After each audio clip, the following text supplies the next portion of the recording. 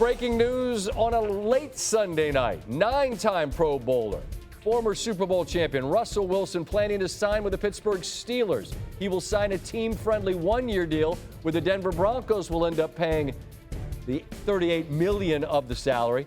Wilson met with Steelers officials for a lengthy afternoon into the evening on Friday for 6 hours. Went well enough. He'll be wearing the black and gold in 2024.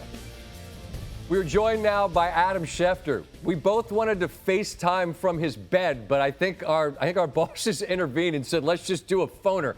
Adam, we know that Pittsburgh last year struggled offensively, bottom 5 in points. Only the Jets had fewer passing touchdowns. Is the understanding that Wilson is going to Pittsburgh to be their starter? Do we have that clarity? Well, listen, I think that Pittsburgh made it clear that it was bringing in competition for Kenny Pickett.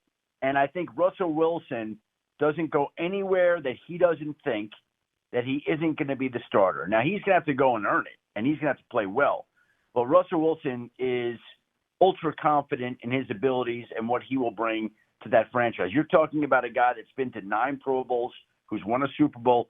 I don't think he thinks that he's going to Pittsburgh to back up Kenny Pickett, but certainly Kenny Pickett will have the opportunity to play well this summer. We'll see how that goes, Scott.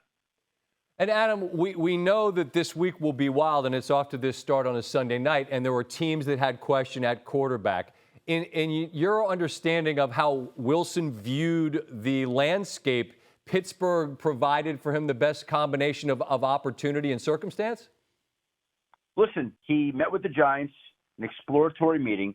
He flew from Newark to Pittsburgh and spent, my understanding is, over 6 hours with Mike Tomlin, with Arthur Smith, going over what it might be like if he were to play there. And I think when he looked at those two situations, I think there was a lot about Pittsburgh that attracted him. You look at all the offensive weapons they have on the offensive side of football. You look at the way they run the football. You look at the way they play defense. And again, I believe that he feels like he can come in there and do what he does and elevate this team. You know, last year he was benched. He did also throw 26 touchdowns and 8 interceptions, Scott. And let's keep in mind here that for Pittsburgh, there's really no downside. The Broncos are paying his bill for this year. They're paying $38 million of his salary. Pittsburgh will pay just over $1 million.